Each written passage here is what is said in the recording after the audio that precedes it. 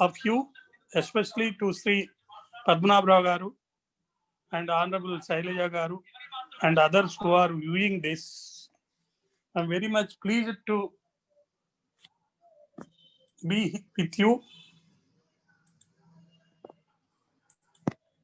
for discussing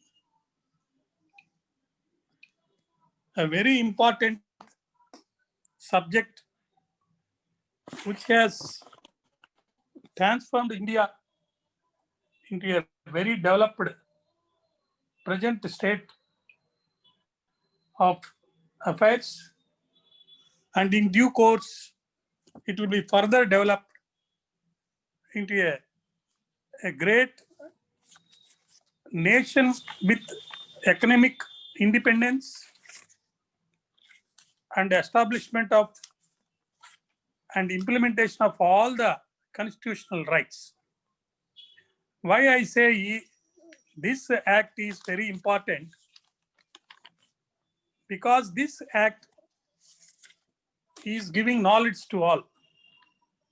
There is no bar to have the knowledge of several aspects.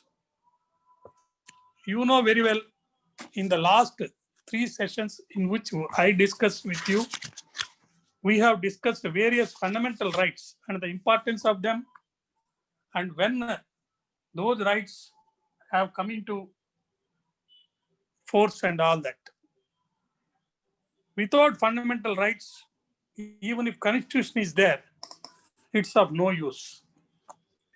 In the fundamental rights, Article 19, article, right to freedom of speech and expression. This is a very, very important right. This act is the Right to Information Act 2005 is a facet of that fundamental right. It's one of the aspects of the fundamental right. I want to share with you the basic features of this act. Before this act came into existence, we were having Freedom of Information Act 2002. And before that act has come into force, as you know, we had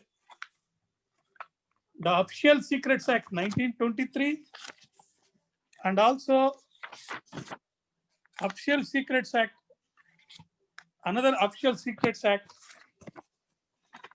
into force. After this Official Secrets Act, we have had the Freedom of Information Act 2002. And that act was not delivering the goods. So this act has come into force on 15th June 2005. This date is very important for the reason this act has come into force. It has come into force with a lot of objects in the minds of the people. The Right to Information Act of 2005. This act is 22 of 2005. Has overnight turned the entire administration in India, right from Gram Panchayat to Chief Secretary, who is the highest officer of a state or a central, into an open book. You can have information from anybody. Of course, how this act has day after day developed and what is the present state of affairs, we'll be able to discuss in due course of time. Anyone can seek information. You may ask, what do you mean by anyone? Act 3 says, Section 3 says, I'll read the Section 3 for the information of you, for the benefit of all of us. Why this Section 3 of this Act is Chapter 2 is important is who can have the information. subject to provisions of this act, all citizens have the right to information. So non-citizens cannot seek for a right implementation of this right to information. This is very important. Section 3 of the act says, it says right to information. Who are having the right? The right only citizens of our country. That is, all citizens of India shall have the right to information. The others, they cannot seek for any information under this act. So this is for the benefit of Indian citizens. Okay. So anyone can seek any information from the public information officer on any subject relating to the administration and secure it for no cost. You need not spend money. You can seek information on any subject relating to the administration and secure to it. You know very well, before this act has come into force, several unholy things were done in recent years under the cloak of bureaucratic secrecy. There used to be bureaucratic secrecy. What is bureaucratic secrecy? Only the officers who are concerned with a particular subject, they will be having the knowledge of what is going on. They will do as they like without any reason and keep it as a secret. Then how the people or the citizens will come to know about this? The act which was in force, that is the Freedom of Information Act 2002, that was not solving the problems. In order to ensure greater and more effective access to information, the government resolved that the Freedom of Information Act 2002 enacted by the parliaments has to be changed and it has to be made more progressive, participatory and meaningful. Then they appointed the National Advisory Council, which has given some suggestions. The government examined those suggestions and felt and decided to make a number of changes, in particular in relation to this law of information about the Act, Freedom of Information Act 2002. And finally, what they did is, they felt that instead of changing the or amending the sections or rules, it is better to have a new act. Then they brought into this act by repealing the Freedom of Information Act 2002. They repealed it. And then they have promulgated this act, the Right to Information Act 2005. So the proposed legislation at that time, they want to have this law in order to provide a good framework for effectuating the right of information recognized under Article 19 of the Constitution of India. So the freedom of press or freedom of the citizen already there under Article 19 of Constitution of India. It recognized our right. Then how to make use of that right of fundamental right meaningful is by having this particular act, the Right to Information Act 2005. This act has come into existence in order to provide for setting out the practical regime of right to information for citizens to secure access to information under the control of public authorities. For what purpose? To promote transparency and accountability in the working of every public authority. And for that, they want to constitute a Central Information Commission and state information commissions. And for the purpose of all this, they established this act. You are aware that our constitution has established democratic republic. In a democracy, citizens must be informed of, and transparency must be there in relation to information which are vital to its functioning, and also to avoid corruption, and to hold the governments and other authorities or any instrumentalities which are created by the government to answer and accountable for the people of this country who are consciously framed constitution by declaring the constitution as per the preamble of the constitution. So, while preserving the paramountcy of the democratic ideal and harmonizing the conflicting interests, this act has come into force. It is very, very necessary and expedient to provide for furnishing certain information to citizens who desires to have it.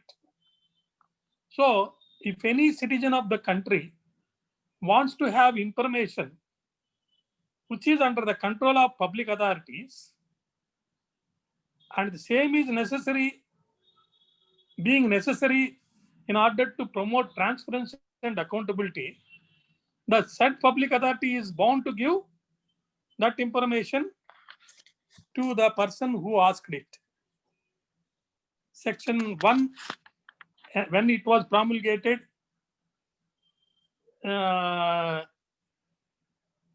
it was applicable only to India except the state of Jammu and Kashmir. Now I think that after the abolition of special status and amendment of 370, it will be applicable for the entire country. Section 2 of the Act, it gives definitions of various appropriate words. The important is section 2I and 2J. 2I is record, public record.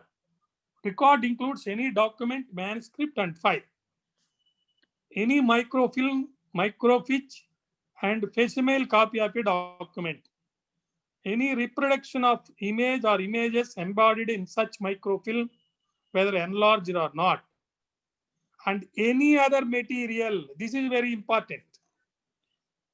Section 2ID says record includes any other material produced by a computer or any other device, either through computer or any device.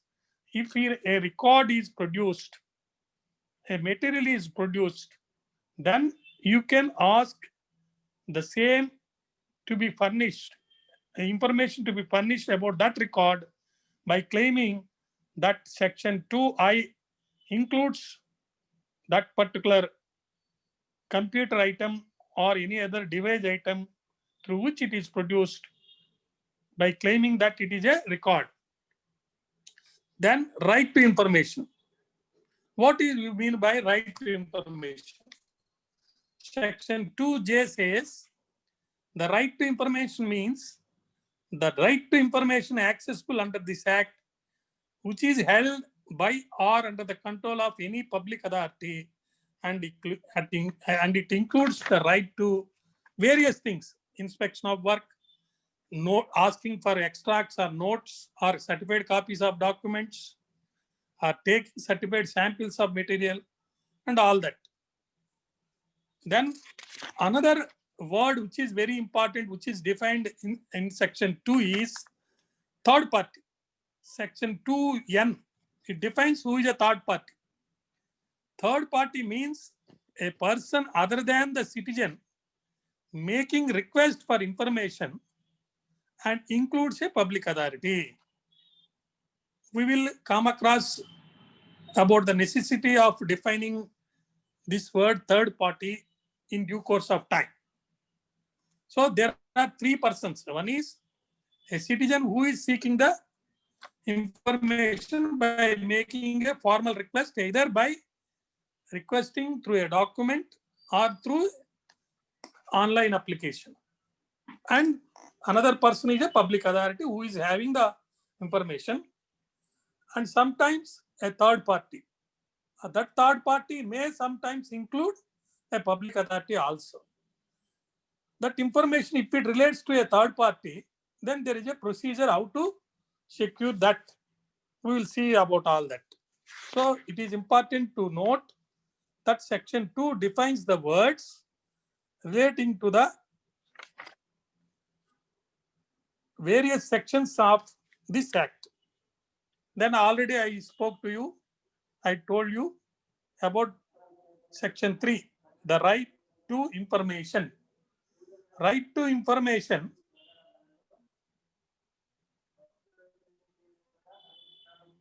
What is that right?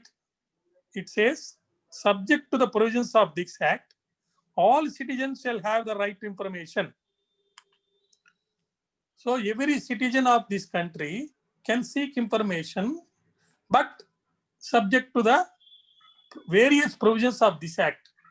Due to that, we must know the various provisions of this act in order to know whether in a particular record you are entitled for getting the information or not. Then there are several obligations of public authorities. When you are seeking in the information, when this act says that within a particular time that information has to be given to you, so the public authorities must keep the information ready and computerized or keep it in a proper way in order to give that information to you.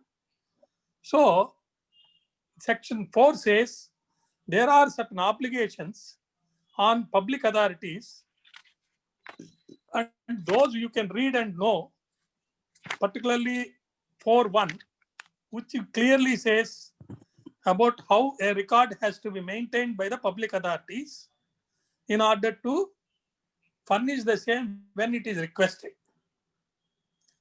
Section 4.2 is very important. It says